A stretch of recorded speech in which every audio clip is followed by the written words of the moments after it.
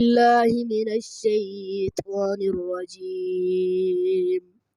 بسم الله الرحمن الرحيم.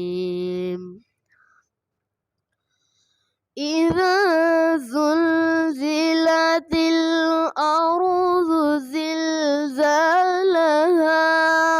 وأخرجت الأرض أثقالها وقال الإنسان ما لها يومئذ تحدث أخبارها بأن ربك أوحى لها